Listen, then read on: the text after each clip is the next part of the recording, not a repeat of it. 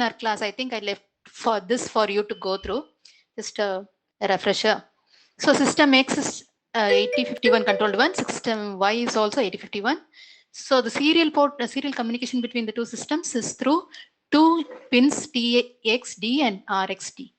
So the if system X is transmitting, the pin TXD to transmit one bit should be received by RXD of our system Y. So the connection is like this, outward, and it goes into our receive data. Likewise the other one. The sequence in which we set up the communication, and as the one frame of data is transmitted from system X into Y, what actually happened as a event, I mean as a series of event we have just listed here. On the system X side, in the main program, whenever the two systems are set up for communication, the first thing we do is write a control word into the SCON register. That same way, the system Y should also have the same control word written into its own SCON register of the serial block circuit. So what is this SCON register consisting of? What are the bits of them defining? The first LSB bit starting from LSB, if you take, it is RI, the reception, that is receive interrupt. After one frame has been received, this 8051, system X 8051 will be interrupted.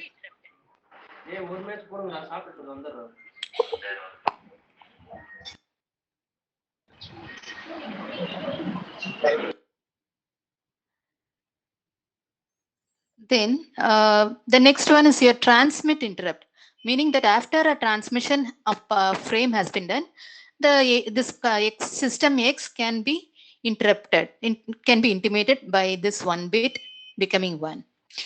And then next one is here RB8, which is for indicating that received, that is one frame has been received. Then TB8, this is for indicating the parity of the 8 bits which are transmitted. That is in system X, if it is transmitting data, 8-bit data, what is the parity that is sent for error detection only. Then this particular bit, the next significant bit is here receive enable. So the system X enable for reception also.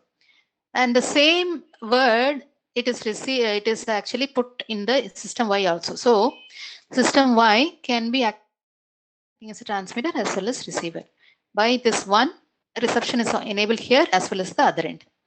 Then this one is for multiprocessor use, so that we are not going to go through.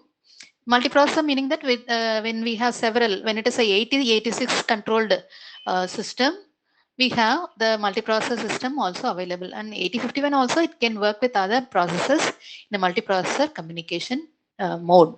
So here we disable it as 0. And 00, this is actually referring to the mode of our operation of a serial communication. So in serial communication, we have 3 modes, mode 0, mode 1, mode 2, and mode 3. 4 modes are available. So in mode 0, we have the basic mode, which is 8-bit data as it is sent without any start and stop bits or parity. And so mode 0 is selected here, just the 8 bits bytes of our 8051 to be transmitted to the Y system. So that is what is 00 representing. Mode 0, which is at a rate of 1 by 12th of the clock frequency. And reception is also enabled by this 1 bit here. And the same also here also. So we write in our program at the system X end and system Y end, the first instruction for our serial communication will be writing into the SCON register. So we have put it in a particular mode and enable the particular systems for reception also. Next is for interrupt enabling. That is, once a transmission has been done, the system X is going to interrupt the 8051. The serial block of our 8051X system is going to interrupt the 8051 to say one byte has been transmitted. So for that, the interrupt block of our 8051 has to be enabled for accepting the interrupt from the serial block. So that is done using a interrupt enable special function register. So the interrupt enable, the interrupt block of 8051, that is what we are going to give discuss after this. So we are first giving the SCON register content for a mode of operation. Then we enable the interrupt flag, interrupt enable register in our interrupt block for enabling the interrupt operation. Then we say 20 bytes have to be transmitted now. So that is indicated by means of a count register. Then we have the actual data to be transmitted. That data transmitted, the 8 bits, they can be available in 8051 in a S buffer. So S buffer is serial buffer, a register, 8-bit register available in the serial block. So whatever the data to be transmitted, the system X, it has to, the 8051 of the system X, it will transfer that 8-bit data using accumulator into this SBUF. So once the SBUF gets the 8-bit data, transmission starts bit by bit. Transmission starts, it goes on. So at the end of the transmission will be intimated by TI becoming 1. So TI interrupt happen when TI become 1 in our, that is this TI here, second bit, in our SCON register. So interrupt happens, 8051 will go into our interrupt service routine. So what is our interrupt service routine involving at the system X end is, it will clear the TI. Once this TI only becoming 1 and interrupted, the 8051, on entering the interrupt service routine, that particular bit in the SCON is made 0. And then the one byte has been already transmitted now. So decrement the count to become 19 more bytes to be transferred. And it checks whether it is greater than 0. And then again go load the SBUF for transmitting more bytes. And so the return is done using the return instruction to this TX start. So the whole operation keeps going on in the system X. So this, the parallel operation which is happening in our Y end is this. So once this interrupt enable has enabled it for reception, SBUF when it starts, through the SBUF when the transmission starts, it will keep on receiving because it is reception enabled by this 90. Receiving all the bytes, the end of 8th byte, RI in its the SCON will be enabled and RI interrupt will happen. So this RI interrupt, it will be actually accepted by this second 8051 and it goes into an ISR, the interrupt service routine correspondingly. So interrupt service routine for the second system is this, clearing the RI flag, and then the byte which is received in the SBUF, because all the 8 bytes which are received through this RxD line here, they will actually go and get stored in the SBUF of the system. So this SBUF available, the 8 bits available in SBUF, now it has to be transferred in a particular memory location. So that is all user programmable. User decides where it should go on. So this ISR, where is it available? For an RI at 8051, the interrupt from a service series port, what is the address at which this ISR should be? That's simple two-line instruction where it is stored that we are going to see in our interrupt section. So this is what is actually mainly going on whenever serial communication is happening. So this may be within the main program, the short program, it may be for serial communication. So going into our interrupt, next is about our interrupt discussion.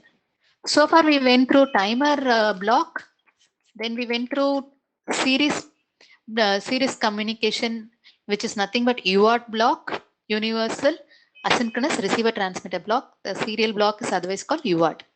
So that block, operation of that blocks we went through. Now in the timer as well as serial port, serial communication block we went through. Once the timer operation is over, it will give an interrupt through that overflow flag. And when if it is a serial communication, once a frame has been transmitted, an interrupt will be given to 8051 we were talking about. And then corresponding interrupt service were taken.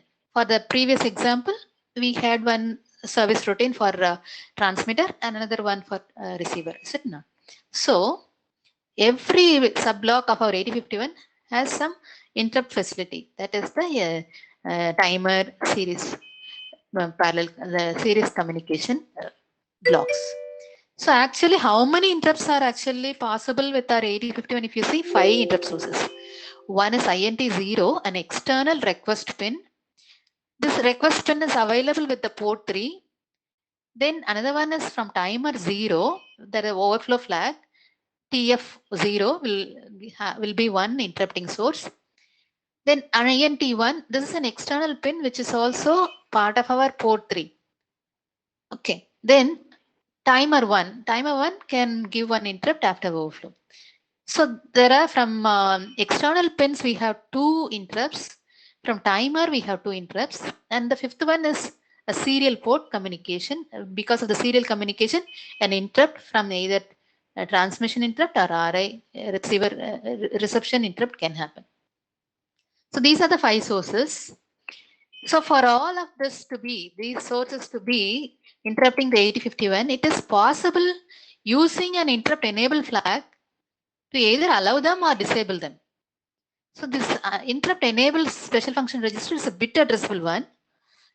And the bits of our IE, there will be 5 bits for corresponding to these sources.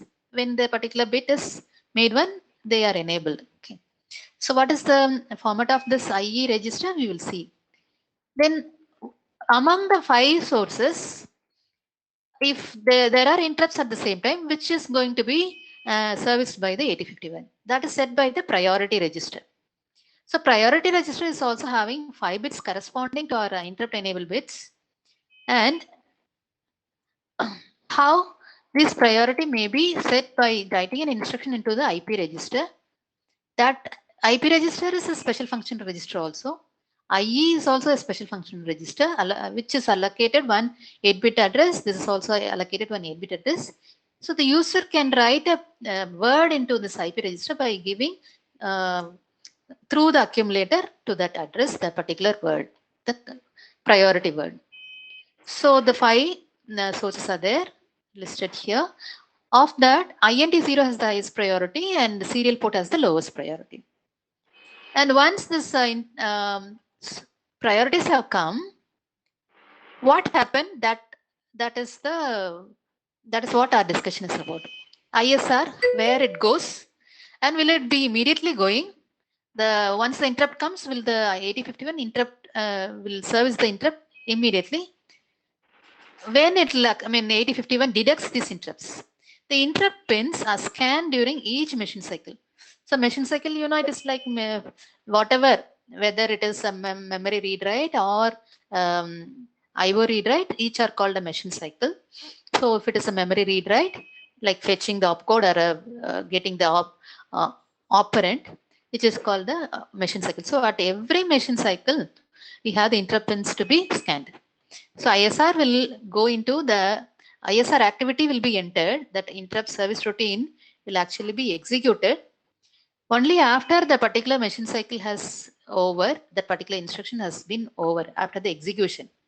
Suppose if it is an interrupt return, interrupt service return, it will not be immediately executed. And if it is a multiply or division operation, which will take some more time for the instruction to complete, then the service cannot be immediately done. Or if the interrupt has been occurring when the 8051 is already in an interrupt cycle, then that second interrupt cannot be immediately taken. Only after the previous ongoing interrupt is serviced, completed, returned from the interrupt service routine, the new one will be done. So we have the response times for the different cases which we just saw.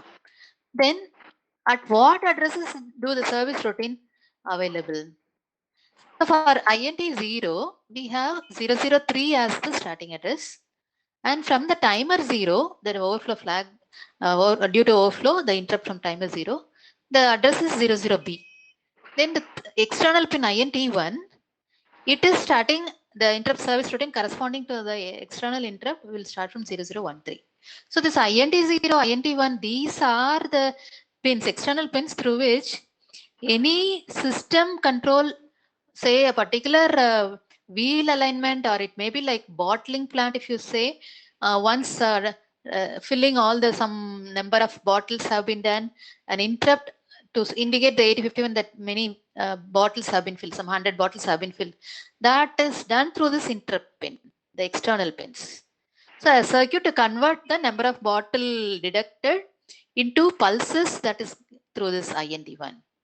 So INT1 is a line when interruption happen or high happen, actually these are low pins, INT0 and INT1s are low pins. So they are, whenever LO comes here, we have the service routine going into 001, starting at 10013 to be entered. And then timer 1 at 001B and serial port, serial communication. In serial communication, one frame received or transmitted, an interrupt, and the 8051 will be interrupted by the serial block. So the ISR will be available at 0023. So before going into the ISR, the PC should be stored in that stack.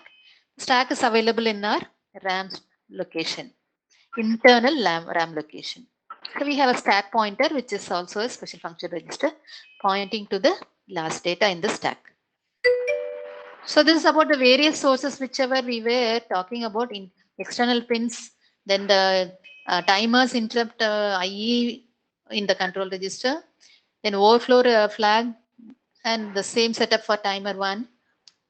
Then we have serial port where they are actually available physically, that we are mentioned here. Just go through it.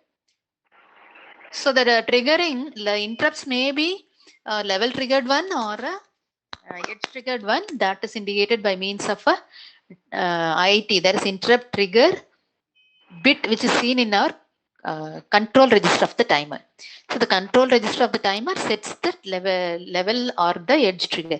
If it is level, the 0 occurring in the interrupt line or the overflow line.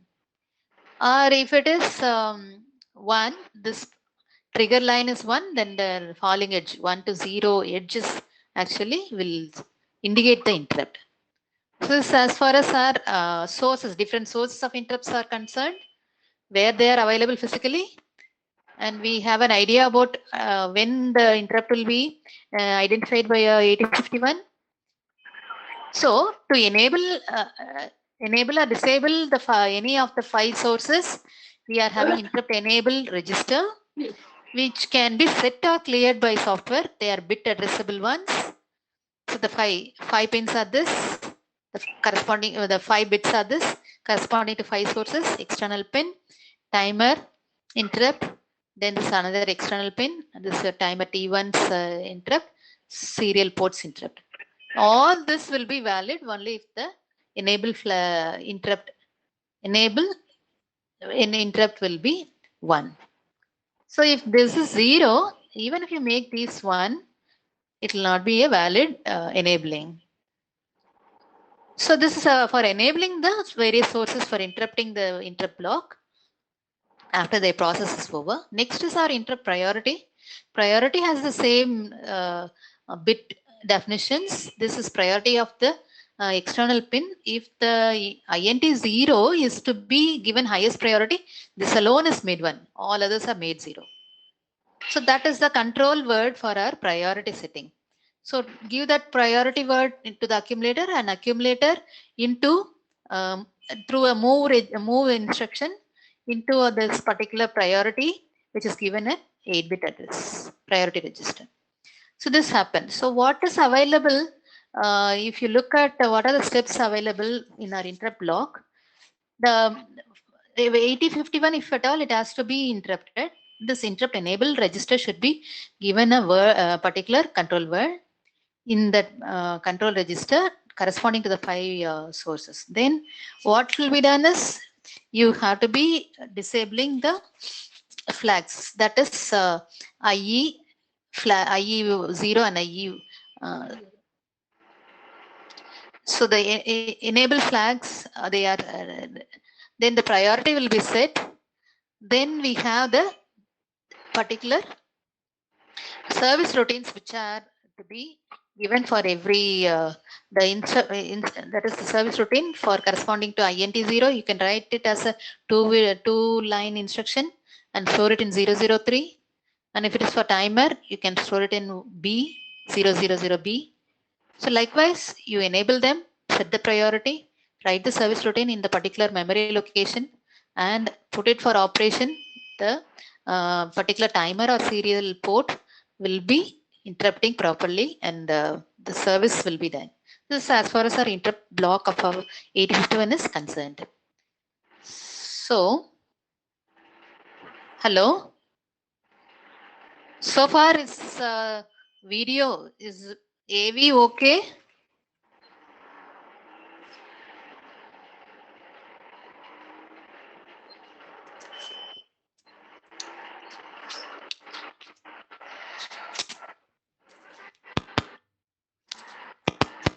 Okay, please respond. Okay, thank you. So I shall go on to our next discussion, which is using. So far, we were all discussing on timer, serial port, and interrupt block. These are all blocks inside our chip. Okay, so these are facilities which are not usually available in our 8051 and 86. So they are enhancing the capability, the programming capability of our 8051. So the 8051 can be a very powerful controlling device if it is given as a master for our system. So next, there is one disadvantage with our 8051. So this disadvantage, let us see. I shall go into a PPT whereby we have an alternative for that also.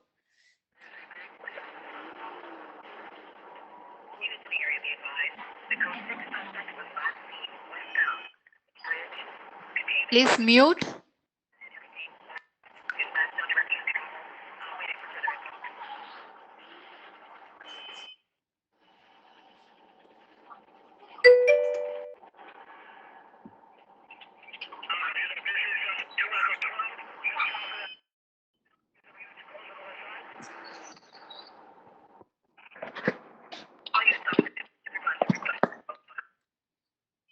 So I shall share this PPT, which we are going to discuss regarding the disadvantage with our 8051.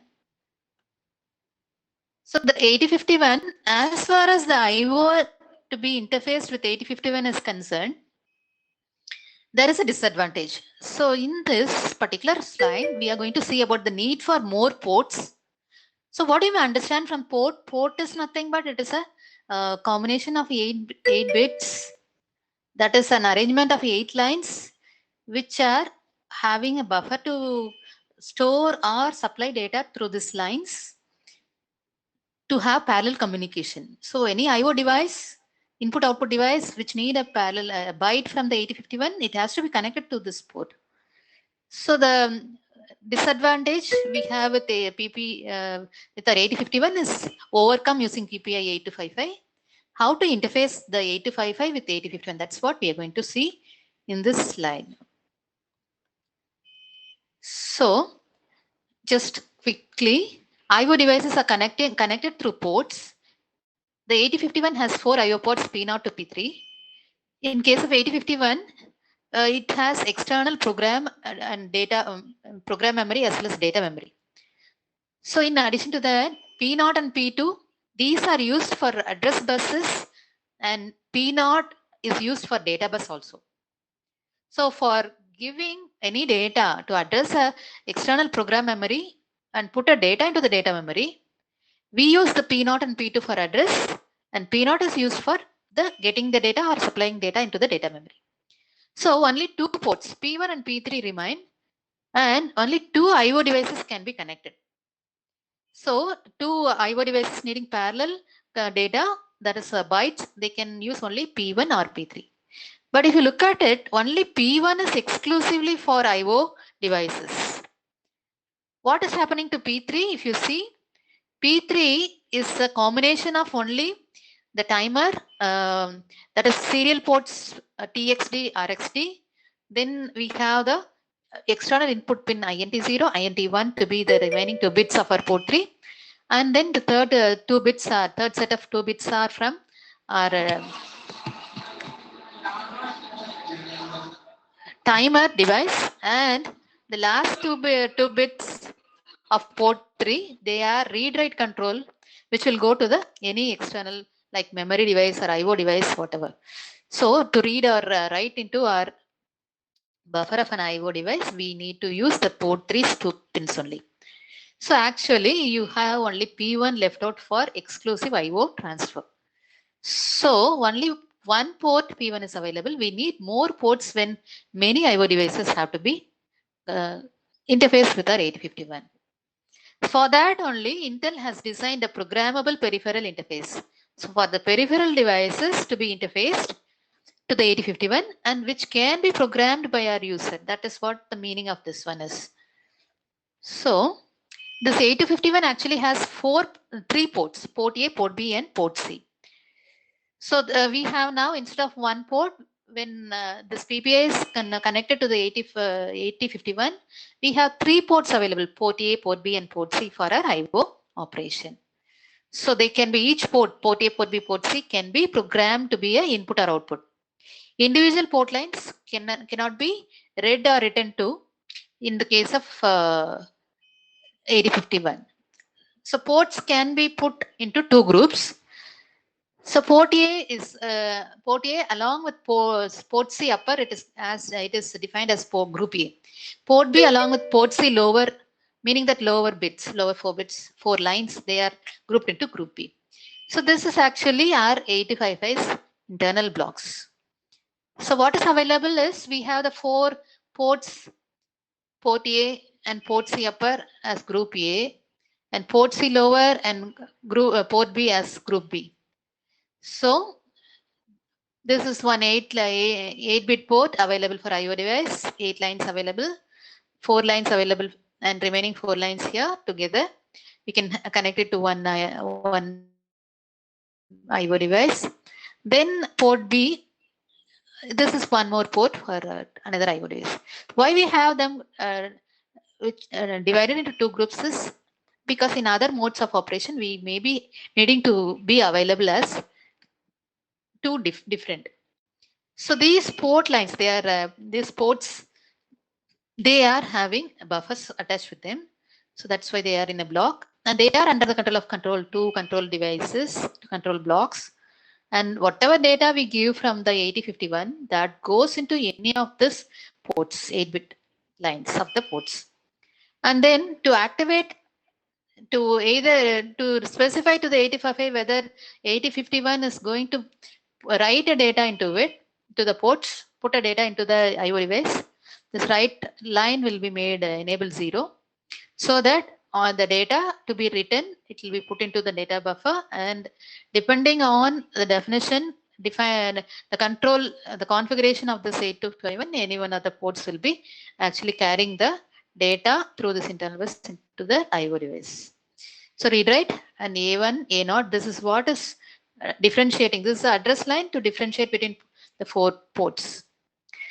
So actually 3 ports, and the last one is your control register. The control register which is defining this two circuit operation. Reset is a line where on reset, one available here will reset all the ports to be input lines. All the port lines to be input lines. Then CS chip select. So as far as our 8255 is concerned, this 8255 is assumed to be a part of the memory. So it is a memory mapped IO. So what is this memory mapped IO and IO mapped IO? We shall see later. So before that, before we go into that, what is the IO mapped, that is memory mapped IO? It means this particular 8255, it is actually given a memory address only for any data transfer. So how is it done? The definitions we went through just now, A0, A1 and A0, the addresses to differentiate the ports, I told you, 00 being port A, 01 port B, C and control register 11. So in our memory address, which is actually 8051 has 16-bit memory address. So in that, for an address given by 8051, this A0 and A1, that combination that differentiates the port A, port B and port C. So we shall take an example later how it happens and see and try to understand it more. Now, this control register, which is available here, it is going to define what is the operation with port A, port B, and port C. All the ports can act as input or output. So there are different modes of operation. So in what mode, how is the operation? That is what we have to see. There are three modes I told you, programmed in any of the three modes. Mode 0, basic input output. Mode 1, strobed IO. Mode 2 is strobed bidirectional port. So what is this mode 0? Port A, port B, port C, that upper as well as lower, they can be input or output. Simple input or output they are. Mode 1 is nothing but strobed input output, meaning that A and B, they can be acting as port lines, and C is going to be acting as strobe lines, as handshaking signals.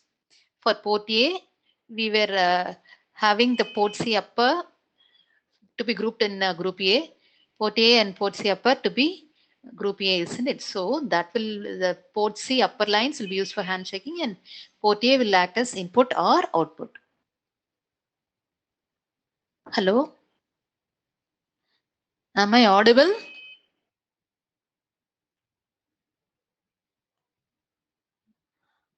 Hello? Yeah, okay, thank you. I'll proceed. Okay. So we were discussing on mode 1, which is strobed IO. Strobed IO here, A and B can be IO, and C upper for A, strobe handshaking is for A, port A, C upper, and port B uses C lower for its handshaking. Then mode 2 is nothing but strobed bidirectional bus, where port A alone can act as a bidirectional bus, and the port C can be used, the 5 lines of the port C, 5 bits of the port C are used for handshaking. And B can be, so when A is acting as a bidirectional bus, what happens to port B? It can be used in mode 0 or mode 1 as simple IO. So with all these combinations of mode definitions, whether mode 0 or 1 or 2 or 3, and whether they're input or output, we have the control word specifying. So for a particular operation, say we are to have this control word. So the control word is like this. This part, it is for port A, and the five lines, 5 bits are for port A definitions, and this 3 is for port B. Okay. So even this is group A, it is identified as group A, the 5. Group A meaning that port A as well as C upper.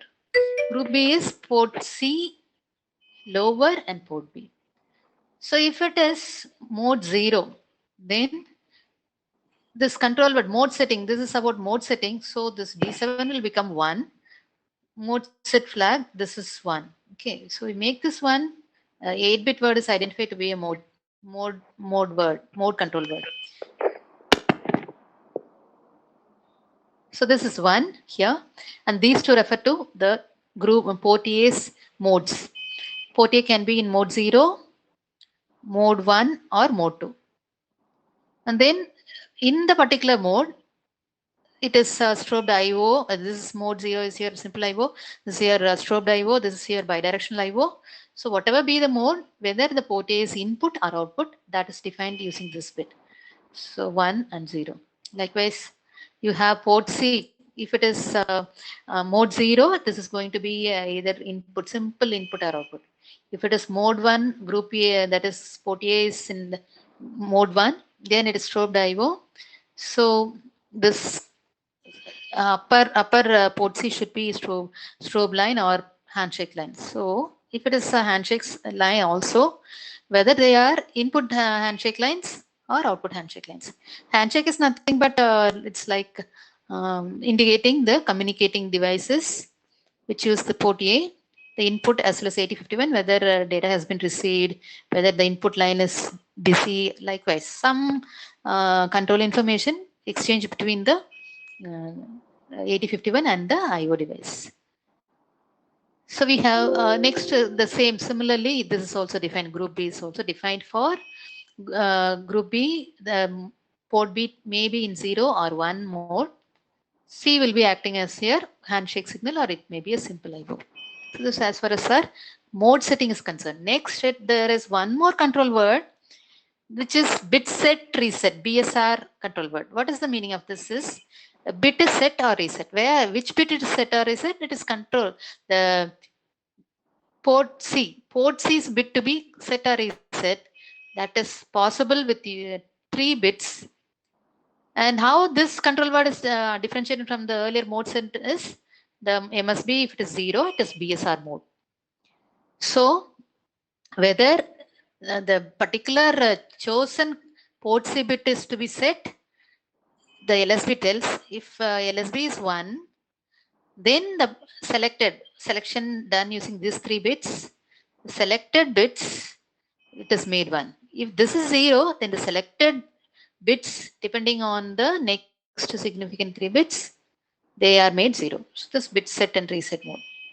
So suppose we need to configure, we are given with an example, just go through it, it is easy to understand. Okay, now next going into 8255 interfacing with the 8051.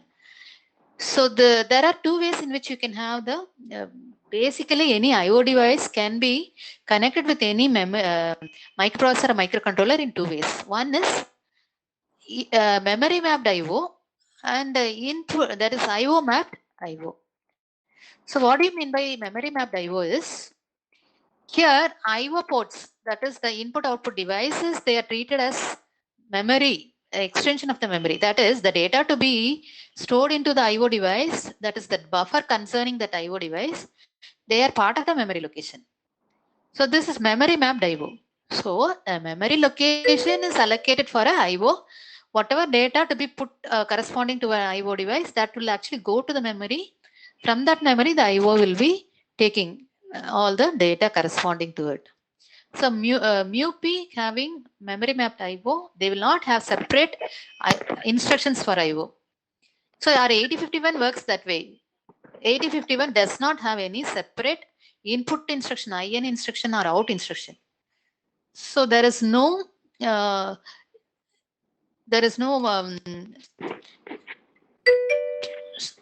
we are to have the memory read write operation only for sending a data to the IO device. So to identify whether it is a memory read write or IO read write, we don't have any decoding circuit. Okay. So we have only read write pins in our 8051. It has no separate instructions for memory and IO read write. It has only one single read and write control signal. So if you look at the pins available, we have read write, two external pins of the 8051. So the IO ports are treated as memory locations.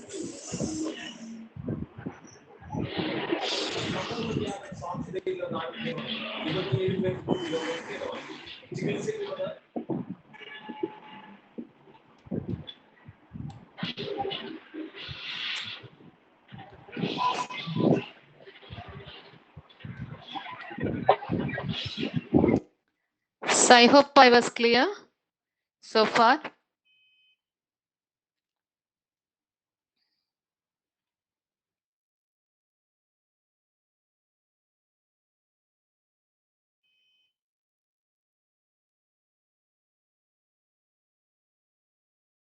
Was it clear?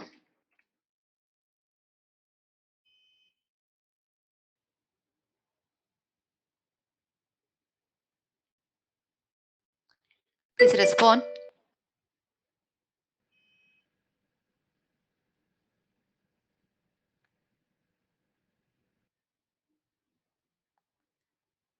Okay. Okay. So just a few minutes. I'll conclude this. The 8051, 55, how it is actually addressed, let us say. Assuming 8255 is to be given this address, because I told you this is a memory mapped IO only. So the 8255, though it is a peripheral chip, external chip to which the IO device is connected, it is actually given a memory address only for chip selecting. FE10 may be the address given to 8255. In that case, this to 0 digit here, there will be 00. So port A is the same address as it is. 0 become, that is A0 and A1 becoming 01. So it is 1 now. Port C is 10. So it is actually FE12. Control register, whenever A0 and A1 become 11, it is port C control register is selected. So address corresponding to the register is this. So if you want to put a data into our, if you want to put this control word, let us suppose a control word 98 is available. We, depending on our requirement, we have concluded that control register content to be 98. So how to put that 98 into the control register? What is done is this address is given as an immediate address to the DPTR data pointer. The data pointer becomes this value. Then accumulator gets this 98 control word and move X external memory. Okay, so accumulator goes into the external memory, data memory. So at this location FE13, the accumulator content 98 will go. So that's how you transfer a control word into our 8255. Likewise, if you want to have data put into our port A, 8051, if at all it has to send the data into port A. In that case, what it does is 8051, it has, I mean, in the instruction given for execution by 8051, our instruction should have the address of the port A given to the data pointer and the accumulator, the 8051, the 8-bit data, whichever the 8051 want to put into that port A, that in the accumulator it is available, it should be made available, and MOVX A to the data pointer value, that is at FE10, that 8-bit location given, that gets the 48, that is accumulator content. So what do you have at this FE, at this data pointer? We have the address of this FE10 available. So that goes into a port A. So this is as far as our interfacing. So this is as far as giving words, control word into our port and port A register. Next, how the chip selected 8255 is selected for address FE10. If you see, the FE10 is a memory address which is given through P2 and P0 of the 8255, 8051. So 8051 whenever in P0 and P2, it gives this address. All the bits, 0 is this one, 1 is this, and E is this combination, F is this combination. So you have P0 taking this value and P2 takes this value. They are all given as the address into our address latch, and that goes into the chip select decoder circuit. This is the decoder circuit which is selecting the 8255. So all this content which we saw earlier, they are given through this logic device. So this is FE10. Okay. So this is what is done. So 0 means that A1 and A0 will vary depending on our port A or port B or port C or port control registers. So A2 to A3 alone is used for chip select. This is how we have the decoding done, writing a data into that we went through. So tomorrow we shall see about interfacing that stepper motor with our 8255 through 8255 stepper motor to be interfaced to 8051. So I think you had some understanding. Okay. If you have any doubts, please go through the material, and the links I have given for video, please go through them, and they are interesting ones from NPTEL. Just go through them. Thank you.